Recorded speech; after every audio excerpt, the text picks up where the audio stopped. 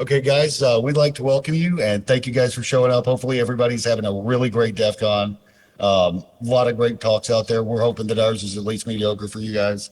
Um, we're going to be discussing 10 years in bug bounties and what we've learned, how we've learned from my perspective as a triager and the enemy, so to speak. If anybody has submitted stuff, who all has submitted stuff to bug bounties? Right. Now, who all has been frustrated with triage? Okay. So yeah, I'll be the bad guy today. Nick's here. He is one of the top hackers. He'll introduce himself and his credentials also. And he's going to be speaking from the researcher side. That said, I'm also a researcher. So we're going to be kind of having a discussion as to how can you have the best experience as a bug bounty hunter and have the best chance of success. And what does success look like? So that's going to be what we're going through with this talk. So hopefully you guys get something out of it. So, how many of you are full-time bug bounty hunter here?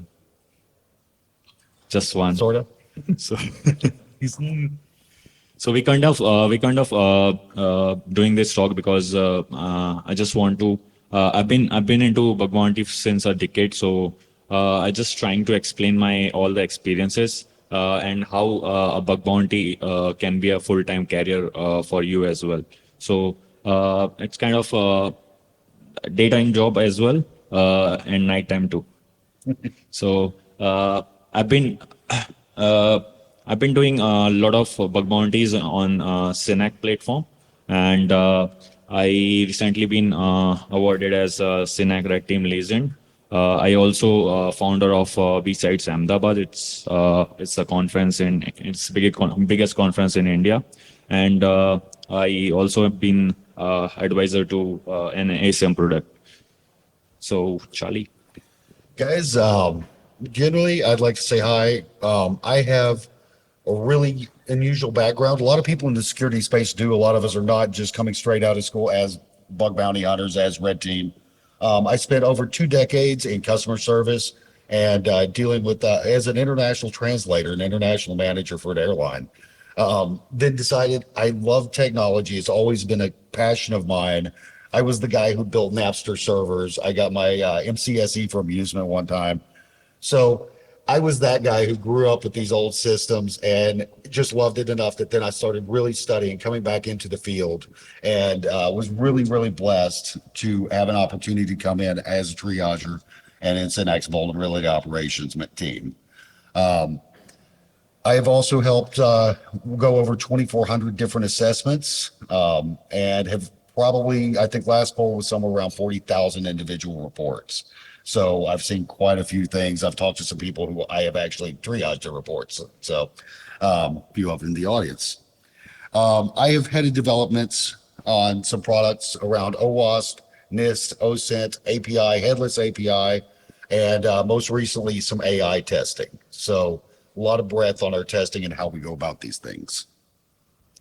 So I'll walk you through my journey, how I started, and how I continue my career, how I continue my full-time bug bounty hunting stuff, and what are my experiences and what are my failures, how I keep on continuing and finding bugs and finding earning from it. So I started from in 2013. So I wasn't aware about bug bounties at that time because there is not much exposures of bug bounties at that time. Only Google and PayPal was running bug bounty programs at that time, and it's not that much visible to anybody like a non bug bounty person, and I dropped out from college because I do not like much of I do not have much interest in their knowledge and stuff like that. So I dropped in 2012, and I started looking for the job. So I accidentally joined an ethical hacking training company, and I usually go out of money in less than a month, and I had no idea about bug bounties and stuff. And one day, one of my co-worker, he was sitting on a computer, and he was submitting some accesses to PayPal. And after a few days, he got some bounty from the PayPal. So he posted an image on Facebook. So Facebook was quite used application at that time. So he posted a photo on Facebook, and after a few days, I've seen that photo, and next day I went to the office and asked him what exactly is this. So he described me that some companies pay bounties if you submit some vulnerabilities to them. So then from there I got introduced to bug bounties, and since then since then I started doing a lot of research on what other companies are there to which is running the independent programs, and I only get like two companies, just Google and PayPal at during that time, and no other companies was running an independent program. So there was no there was right now there is a lot of bug bounty platforms that are running a lot of programs over them, but there was not much exposure of bug bounty platforms during that time, uh, but more of a independent programs running on running their bug bounty themselves. I think there was an Like, interesting point you made there is that the bug bounty space is very much a show me thing. You can be the guy who is a doctorate, certed up, has every cert out there. You've run SANS, you've been the SANS instructor. But if you can't put rubber on the road, the guy who doesn't even have a high school degree is going to beat you. This is a very egalitarian space. I can say on our end as a triage team, we don't look at that. I don't care what your certs are. I care what you found. So this is a space that all that stuff is a matter of your skill set and what you do. And so I think there's a really good thought there is that none of that matters. And this is a chance for you guys to start working and get some of the best in the world at fighting Google engineers and seeing if you're smarter. The good news is they have to be right 100%. We only have to be right once. so when I was searching for Google bug bounties, I came across a lot of blogs, and there was one blog, and this guy is a good friend of mine now, but at that time he was unknown, but he just went to the some Google application, and he writes some simple access payload, and the payload got triggered. So he got bounty out of it. So I was like, he got a very from in the Google, and got a bounty out of it. So I got really motivated out of it. So I thought that let's try these things on other Google products as well. But I later realized that these stuff looks simple, but you have to dig a lot deeper, and you have to know about Google products and services to actually get these issues. But these are, these are just old stuff. You can't find them nowadays. Only if you are lucky.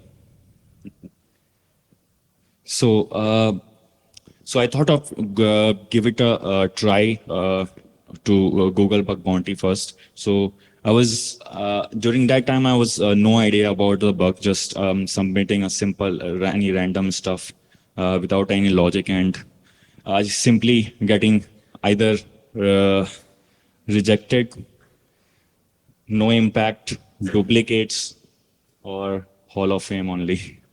So I reported like whole year to Google, and I just got duplicates or rejected reports. So one of the interesting things on this is that when we're out hunting, and I'm just as guilty of it as anybody else, you see something, you get excited. Let me ask this. How many blue teamers do we have and developers on the back end that are in the room? Few guys, right? As a researcher, it's really easy to sit and say, oh my gosh, I just found this. And go, it's not a duplicate, it's another path. But you got to ask yourself, is that the same code on the back end? Because Amazon doesn't code each product separately, guys. We know that. So it's the same fix. We've got to kind of ask ourselves as researchers, wait a minute, is this really a duplicate? Is the same code on the back end? You've got to get a little critical. You've also got to think, and he said, about impact. The problem with this is, let me ask this. If you're looking at, say, an HSTS flag missing, what's the malicious use case? What are you going to do with it? Probably nothing. If you can do something, show me. And so very much when you talk to a triager, show me the malicious use case. If you've got a cross-site scripting, but it's unauthenticated, what are you going to really do with that? Show me that you can pop a document.cookie, document.domain, and then explain to me, yeah, that way I can get their credentials out. I would just have to send that to my server. That way I can clearly see the malicious use. Make sure you show that impact. I would say 80% of our rejections are probably because of low impact.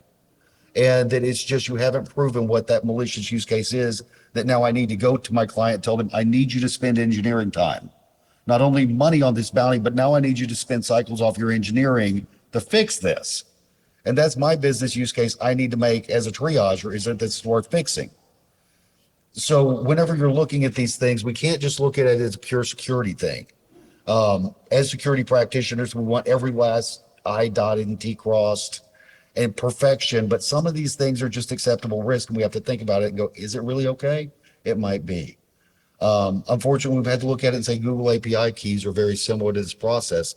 The fix is extremely expensive.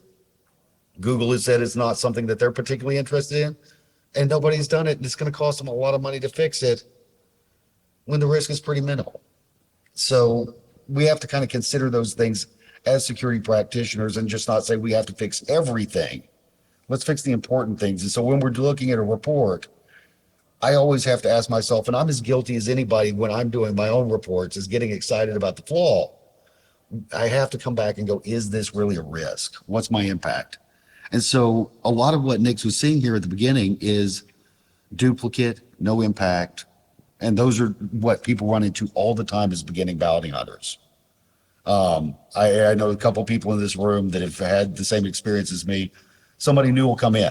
They'll get excited. They're going to submit a dozen reports. That's Friday night. They're going out with their buddies going, I'm going to quit my job because I just awarded $6,000 in bounties. I am the most badass mofo on this planet. I'm quitting my job.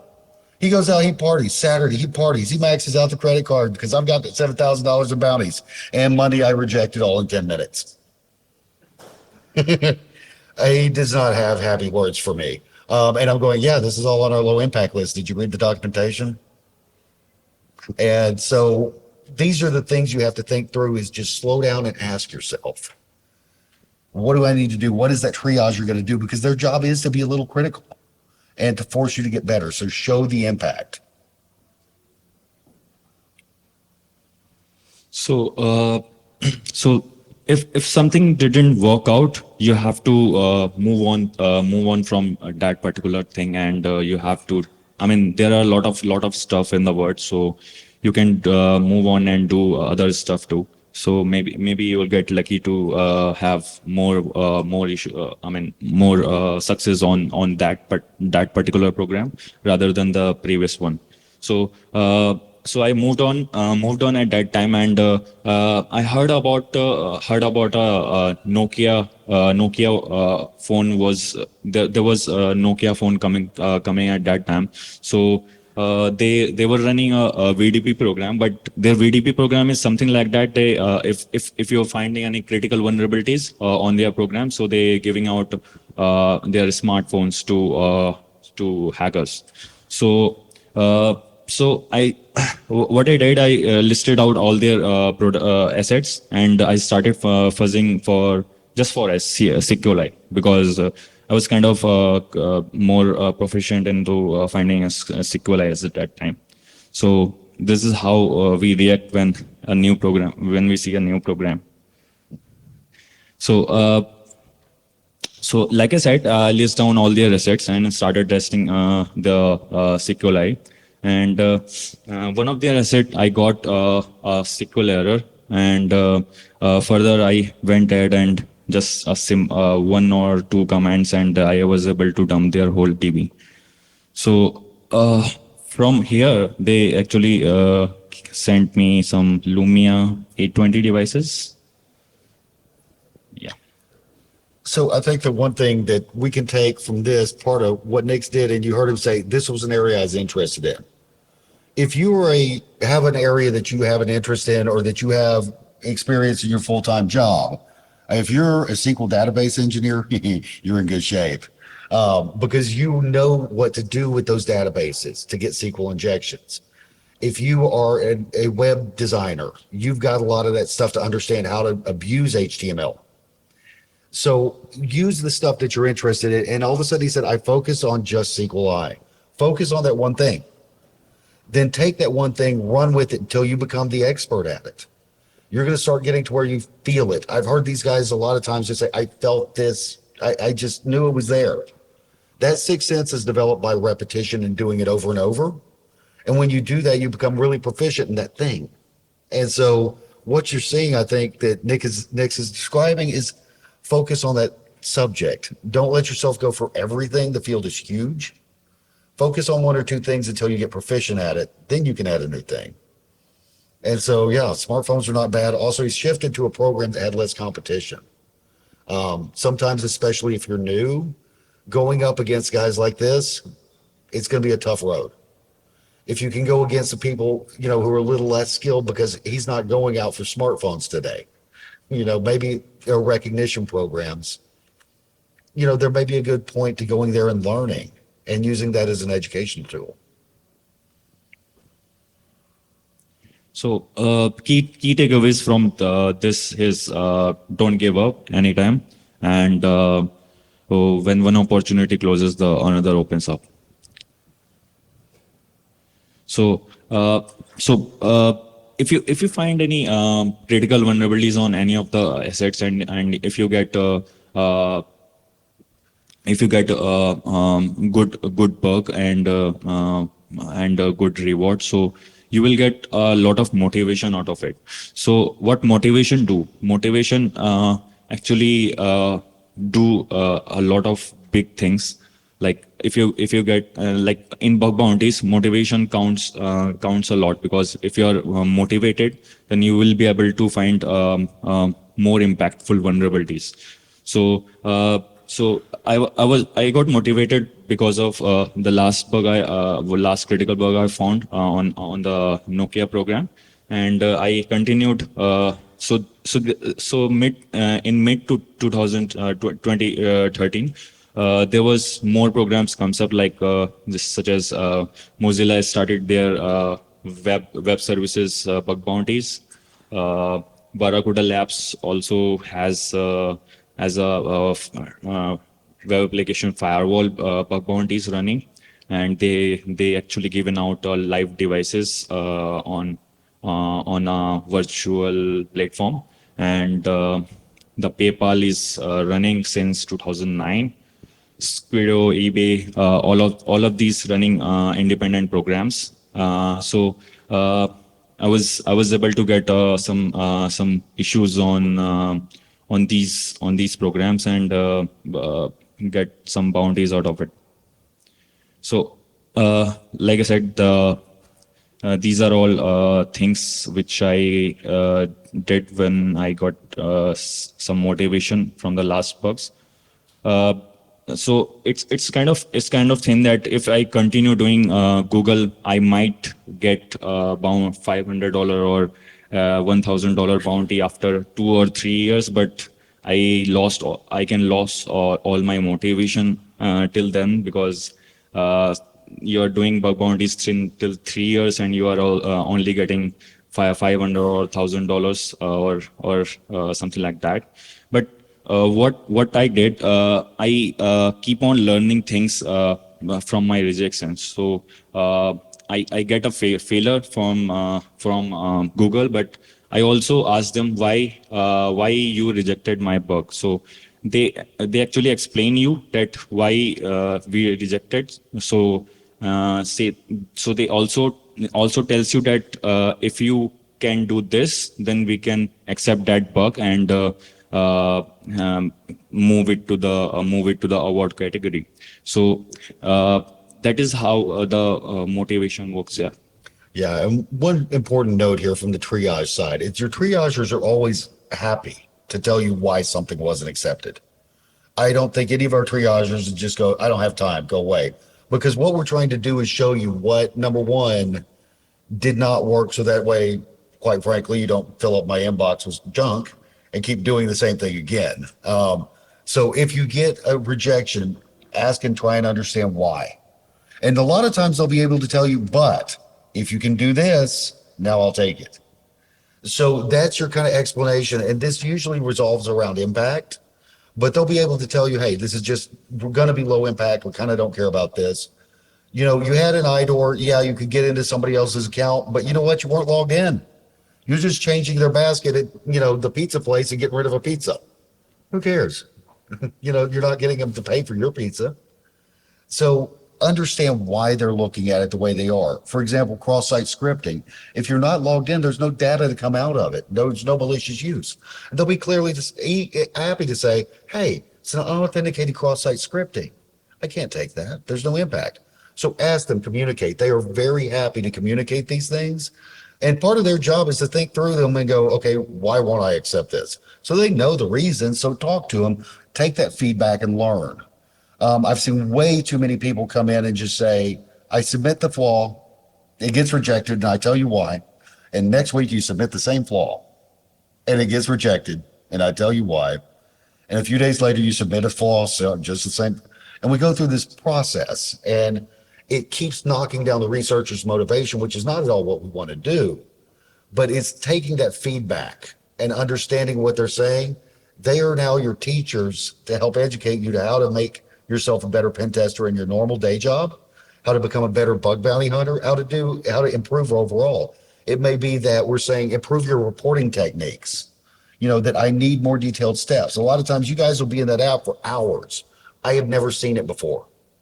I'm walking into it blind to reproduce your vuln and try and understand, does it have impact? If you haven't clearly explained it, clearly showed me, maybe I can't do it because I don't have the details and the knowledge of, oh, I redid this. So make sure you're very clear to us, explain it, understand why we rejected it, and ask questions.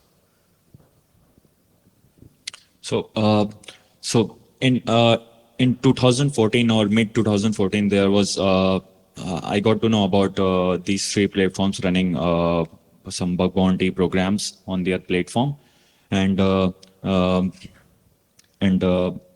HackerOne and Bugcrowd was available to sign up directly, and the Synack was doing some hands-on assessment, which includes written and ID verification or something like that, and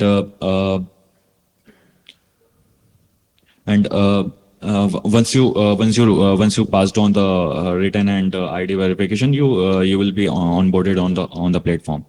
But the other two platforms, they are directly available for sign up. I guess HackerOne do not have a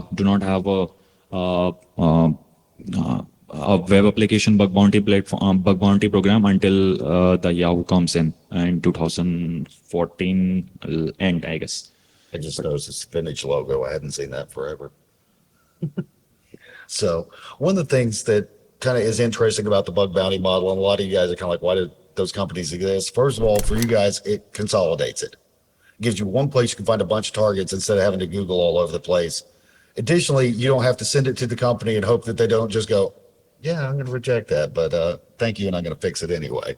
You know, we're kind of your middleman there to protect you. But that said, we're also hired for the company's protection to reduce the noise and go through and say, is this valid for them on their behalf? And we're an impartial third party.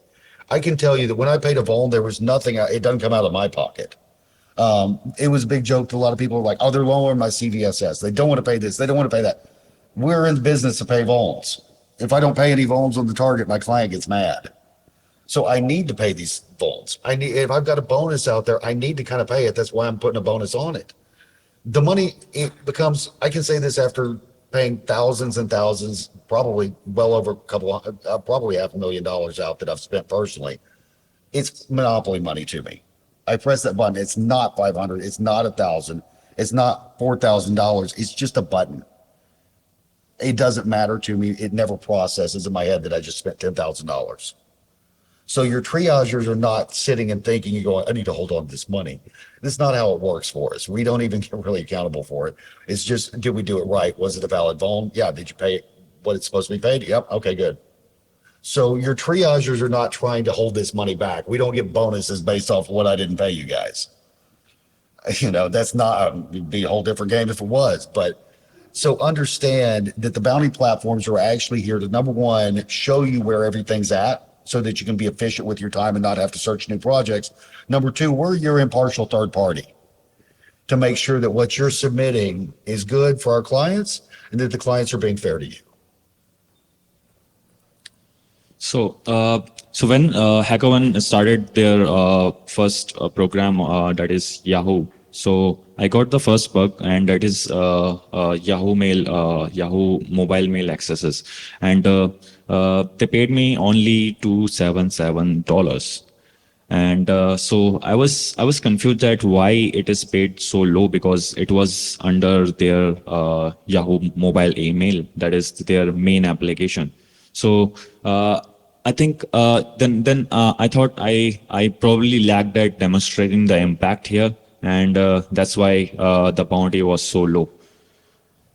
Then the Bugcrowd, I submitted like 48 plus 29. I don't know how much it is, and so just 29 accepted and 48 was duplicate. So when you do bug bounty, duplicates are part of it, and you just have to take into consideration that you will get the duplicates because someone will be faster than you in submit the vulnerabilities. If someone has automation, they will be more fast than you. And then the report writing. So I had a worse report writing at that time, and it was causing a lot of problems to me. So that is the struggle. So yeah, I'm going to say this on report writing. I've worked with a lot of our top guys, and have said, some of them come back and said, at first I hated y'all. I thought y'all were just running me through the ringer. I thought you were going to have to do all this stuff, jumping through all the hoops. And later they said, at my day job, I'm now 10 times better at writing a report because of what you made me do. We don't want these reports that say, there's an injection. Here's your line. Impact, I took your stuff. Y'all got to give me more than that. You've got to write it as a compelling story, because when I go to a CISO, and particularly if I go to a CEO, I hate to tell you guys, he doesn't know nor care what an IDOR is. He doesn't care what SQLi is. He doesn't know. That's not his job to know those things. He goes, SQLi, whatever. If I tell him I just downloaded your entire database and could delete your entire production database, and I know who all your customers are you caring now? Now he cares, because he knows that that's a newsworthy item. Tell me that scary story. Do this in detail. Show me what can happen. You don't have to actually go out and publish it on the dark web, of course. That wouldn't work out well for us. But if you go ahead and you just say, look, cross-site scripting, I've got document.cookie, I can send this out to my server and now harvest credentials, and it's, now it's persistent. Any logged in user, I can pull that from them if they go to that page. I can get your leads, I can get your engineers, I can get your creds too. Now you've told me a scary story that I can take to the client. You've also made it clear to the triage team, who may not be as clear on that type of vuln as you are, because like we said, you're working to become that world-class expert in it.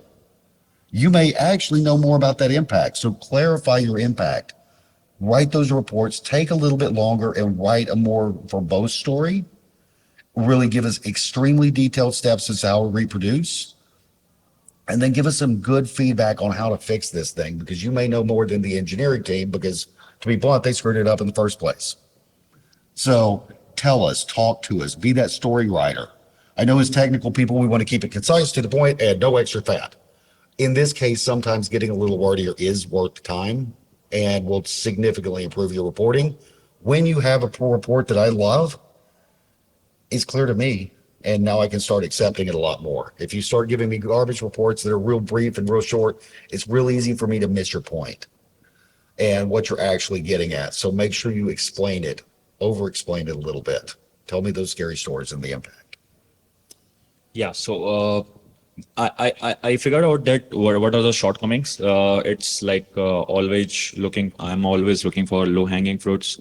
Worst report writing, lacking chaining the report to make it more impactful, and obviously not so fast in reporting and the target approach. Nick, so I'm going to say one thing about low-hanging fruit. When I first started, I thought Metasploit was the answer to everything. Great tool, a lot of fun. In 2.5 years, I saw exactly one vuln that was found with Metasploit, and I was doing dozens a day. It's a very well-known tool. That's low-hanging fruit. Your dev team should be using it. If they're not, they need to be, right? These scanners, we're going to have to go deeper. You're going to have to really learn about the exploit, not just depend on the low-hanging fruit popping from the scanners. If that's what you're depending on, you got a long road. You've got to get a little more creative, and do a little more. Some things are easy. Yeah, there's a few. Sometimes cross-site scriptings are really simple, but sometimes they're not. You've got to go a little further, and the scanners may not point it out to you. You may have to start thinking through it and get a little more creative. So I kind of started taking things a little seriously, and I was delving into more impactful findings and blogs by other researchers, learning from the community, and exploring other pen test reports, excellently written reports to figure out what actually going wrong from my end, and adapting the platforms, how platforms are working, what are the target rotations, and what programs are less eyes, and what programs has more eyes, and and obviously the CTFN labs are quite helpful because you will get to learn how the exploits is working, and the one more thing, the one target, you have to target one at a time, so you will get a better idea about how the target is working and how their business logic is. Yeah, so learning from the community, one of the big things I've seen, and I'm going to say something a little blasphemous right now. If you come into bug bounty hunting and you're looking for the money, you're probably going to have a hard road. If you come into it and say, I have paid thousands on courses, I have paid thousands for school, and I've paid a lot of money to get certifications, this is free. You're going to be in the right mind space. Let the money come when it will, right? That's a bonus. This is free training that you may actually get a little bit of money for. As you start seeing that, you're going to start finding success. The people who I know who came into it who said, I just want to sharpen my skills, are very successful. The people who come into it and immediately I'm like, I need to pay a bill next weekend, I need to have beer for Friday, you're going to have a hard time. You're going to get frustrated. So come into it mind space wise and say, I'm wanting to learn. Use the community, whether it is Discord, the different channels that we have set up, Synack, we have Slack channels that you can actually just reach out and say, hey, Nix, I'm kind of stuck. Now, he's not going to go and say, hey, here's a cross-site script and go find it, because he's also looking for it, right? But if you're stuck and you have a good idea, you're like, I just don't have this payload, where can I look for more info? That's where you can reach out for help from the community. Nobody's going to give you the free answer, but you can start figure out how to get better. And you've got access to world-class trainers because they are doing it. So reach out, educate yourself, use this as an education tool, use the community. Each of the platforms has a community person who is there to help you succeed. That's their job. So use that. So in my previous point, I delve into target approach and platform adoption. So what I mean to say from the platform adoption is, let's say H1, HackerOne and Bugcrowd was accepting reports on first come first serve basis, but the other platform like Synack is using a quality rule during 2016 to 2023, and the quality rule is something like that. that they choose a best written report in during that time to and even if you submitted last this and the report is fine, then they submit the last report on the basis of just the report writing. But this has been remote now, and they start using first come first serve only. So that is the platform adoption, because you have to know that what is going on the platform, and how to work on the particular platform. Yeah, each platform is a little different. And so when you're working with them, make sure you know what your rules are. The first thing when you get on a platform, read all the rules. And that's really kind of simple. I'll say this Synack setup is fairly complicated because you've got a VPN, you've got a VM, and you've got dedicated IPs that you're coming from. When you're going with some others, maybe you need to note I'm a researcher in there because you're not on that secured network. They don't know who you are. And you're sending attack traffic at a live target, guys. If they don't know who you are, that may alarm them. So go and find out the rules. Make sure you're really clear before you go start sending attack traffic, and figure out which platform works for you. There is no one answer. There is different platforms because they have different strengths and weaknesses. So find out what works for you. And a lot of people work on all of them. There's no downside to that. One interesting note, even though the quality rule, the QR is now not a thing. The reason why that happened was to make sure that the reports had good quality and that they were written well. So you go back to, remember what I said about write the report well? That was what we were trying to get at there. So it was that important that we actually had an entire rule around this and have platform-based stuff on it. So just remember that the triager is going to very favorably respond to that good report writing. So when I have all of this in mind, and I refine my skills, I actually able to find some good vulnerabilities, starting from the HelloSign one. This was found in 2015. It was straight an SSRF that is called through the event callback functionality, and I was able to call back their past WT file. So, and the Microsoft has started their bug bounty program for online services in 2014, late 2014. I submitted multiple reports and 90% reports got accepted, while 10% got duplicate only.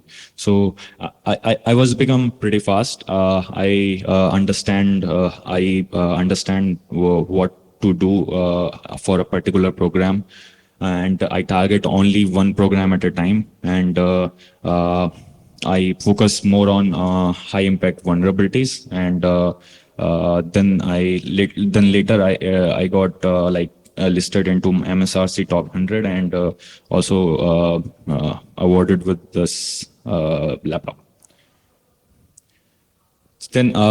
Then I came in full-time pursuit because I created a financial backup out of whatever bug bounties I have got.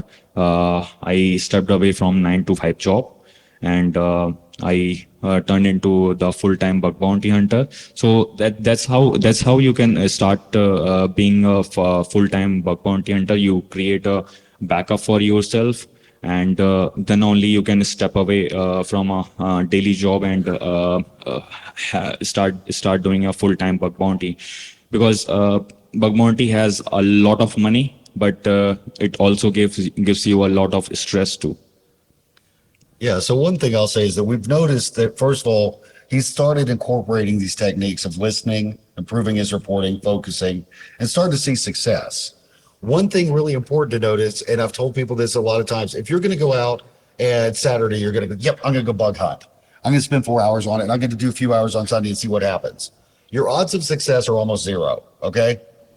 If that's your first time out there, it's going to take you a while, guys. Average vulns come in. Your first average vuln is 20 hours of research, okay? But then, as he said, it keeps getting faster. Then it becomes 10. Then it becomes 5. Then it becomes 2. Then it becomes 30 minutes. Then it becomes 10 minutes to find a SQLi. But you have to put in the time. If you're planning on doing this, I'd say there's a 40-hour rule here. then if you're going to have a 98% chance of success, plan on spending 40 hours dedicated and have most of it on 1 to 2 targets. Get to know that thing really well. Spend that 40 hours, then assess whether this is for you or not. Because if you quit too soon, you're not going to really benefit from it. You've got to be persistent. You're going to start doing that and start seeing income coming in. Now, you may have a little shoebox of income that you're like, okay, I'm making enough to take my family to a really nice dinner this month. That's what I got off Bug Bounties, that really nice dinner, great steakhouse, great. And you may be happy with that. Maybe you want the little bucket that's enough to make your car payment. Maybe you start realizing it's getting bigger. We had one of our analysts, really bright guy, senior analyst, paid him fairly well, of course. And he was bug hunting on the side. And on very limited, very hardened targets, we started seeing he was making a lot of money, to the point that he was making more as a bug hunter than he was as a full-time security analyst. And everybody asked him, why don't you quit? He goes, well, I like this, guaranteed income, right? Okay, fair enough. Finally, he got to the point and he had the money banked back, sitting in the bank to float him for a while. But he realized that he was actually losing money by working full-time as a security analyst. And that was when he decided to quit and go full-time. So wait on the money, use the education time and start watching where that bucket of money is doing, how often it comes in, and then you can make those decisions. Please do not jump off next week and go, I'm that good. I've got my OSCP. I've got my OSCE. I'm going to become a full-time bounty hunter. Because that very well may turn out to be a very bad financial decision, even if you're the best out there. You've got to have some time to figure out what is your income going to look like from this. And so use that time to spin up and figure that out. And that's when you can start stepping aside from the 9 to 5 with this. So when you got motivation and some confidence, you can do better in the longer terms. But you need to back by some good findings in order to keep those bug bounty hunter career running. So I'm moving on to some key discoveries that I found during my bug bounty hunting. A couple of them, like first one is SQL injection in biggest e-commerce solution in the world. So you can guess about it.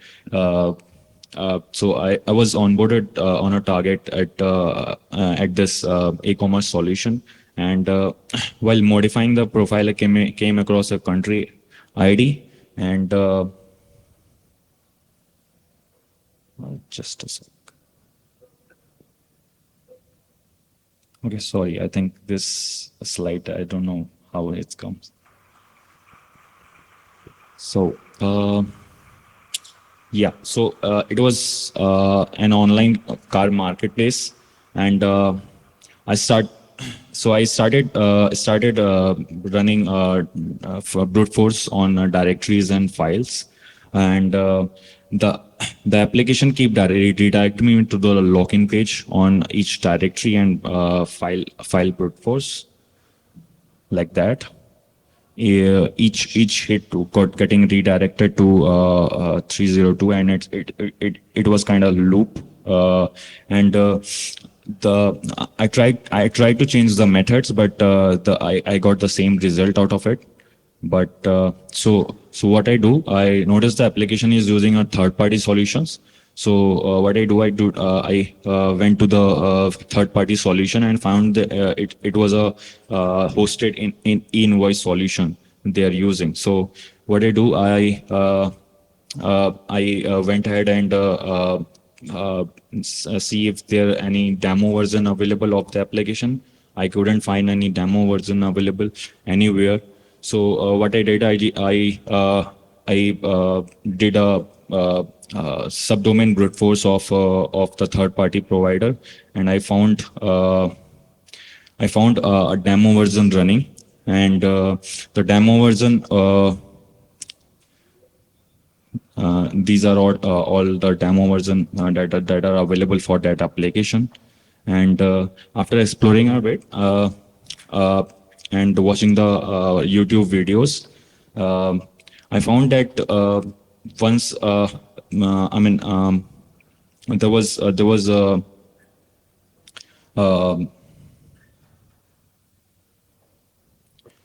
Uh, I found I was looking for path from the application, which I couldn't get. But after getting the demo version of it, I found that the application do not have any authentication, but it was total unauthenticate. They have added some rules in the path that was denying me to actually accessing the direct path in the application. Uh, so what I did, I just used that demo version to retract all the paths, and I just changed the domain name from the application, and I started fuzzing for SQLi vulnerability on all the parameters that has been used into the application, and I found that I was able to dump their all of their databases because one parameter was vulnerable to SQLi. Then this is one of the banking asset that I got. So what they are doing that they are fetching one JavaScript file from a CDN file name parameter, and what I did. Uh, so Syrian file name takes file input such as user underscore tools dot bundle. So in the comment, I have seen there was a comment that the file comment which is having an API dot github dot com, and that user underscore tools dot bundle was printed in that particular path. So I thought that let's do one thing, that's use a dot slash to come on to the root path, and then try to use api.github.com to query the internal data from the GitHub API. So I just used their events query, and I was able to dump their internal events, all the events from the CDN file parameter as only, because after because the dot slash was taking all the file part to api.github.com only. Do you want to add something? Right now, this is your vault, so I'm gonna let you go with that. Some of the things that I'm thinking about in the back of my head right now is just the persistence, and some of the things that we're kind of looking at is how do we succeed? You know, and so I'd say the persistence, keeping at it, learning. Those are some of your key takeaways for how you start doing this and how you start making money. How do we start succeeding in bug bounty? And just understanding that there is a learning path. So that's kind of where I'm thinking right now, but keep running with the bones, man. I always like bones. So this was an account takeover vulnerability. So after doing subdomain discovery, I stumbled across an subdomain, and it was giving a 403 forbidden error. So the 40 forbidden error looks interesting to me. So what I did, I just did a quick Google search, and it was listing out a lot of applications, but one of the applications looks interesting. So but it was asking for some DVN ID, which I do not know, because that is some unique thing. So I searched everywhere. DVN IDs was not available anywhere. So I just did a simple Google search on DVN ID on images section, and I got some yumpu.com having a lot of contract IDs available under the papers, and they have them as a DVN ID as a DVN ID field. So I collected all those DVN IDs from the Google Images section on the and all those images are available on yumpu.com, some yumpu.com site. I don't know how to get it. In the subject section, they have a lot of these Debian IDs available. I used those Debian IDs, and I went to the application. I just used the forget password, and I have seen that the application was actually fetching the password for that particular Debian ID and sending to the user in the plain text format in one request itself. So I just used that particular password and Debian ID to log into the application. So one thing I'm going to point out here is that you said something really interesting. I didn't know what it was, so I started looking for it. Google it. Google is your friend, right? I don't know how we would ever begin to hack before Google was what it is now. A lot of your time's going to be spent researching. Nobody in this room knows everything about everything in cyber. And if you think you do, I would love to talk to you. Look at these things. When you see something you don't understand, take a curiosity. Many times I've seen something that I've been like, okay, what is it? All of a sudden I find out that is a key piece of information that is not supposed to be shared. This is a private something that is really sensitive. All of a sudden I can start finding out, wait, these are used for that? Really? Okay. Now I'm interested in that parameter that was just something weird beforehand. So take the time to really understand the apps. This is why earlier we said stop. Look at that one target, get to know it, go and spend 5-10 hours on that target to really know it in depth. And part of that's just going to be your research time to understand what all these parameters are. Deviant means something. They didn't just come up with that randomly. So what is it? What are they trying to communicate with that number? Understand that, and you're going to have a lot better chance of success in finding the right places to manipulate and poke. So when you said I went and I Googled it, I wasn't familiar with it. That's part of that time we said spend a lot of time on that target. Use that curiosity. Of course, a lot of them are going to be nothing interesting. But it's when you find that one interesting that you're like, oh, really? That whole parameter controls the entire account for admins. Interesting. Now I want to play with that one.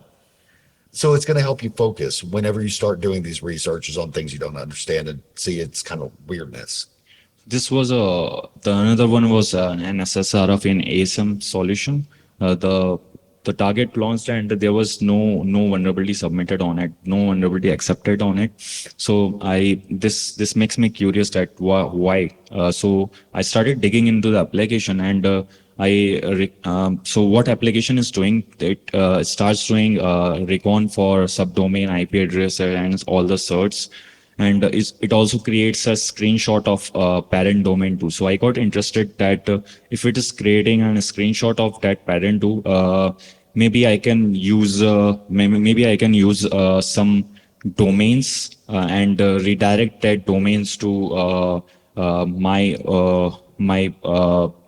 custom payload, and that custom payload might comes up. Might extract some information from their internal system and capture it as a screenshot. So what I did, so that is their application, and they are just creating a screenshot of whatever application is. So what I did, they were using Amazon as a infrastructure services. So what I did, I just put this and try to extract the data from the their screenshots. But so that's how the screenshots is. It was all empty. There was nothing on it. So I was curious that why it's not coming as a screenshot. So I was researching more on this application, and I found out that they are not using an EC2, but they are using the Lambda. So I went to the Twitter and I searched for what exactly how exactly I can do SSRF with the Lambda. So I got a tweet that if someone is using the Lambda function, you can particularly use this particular request to actually query the internal data.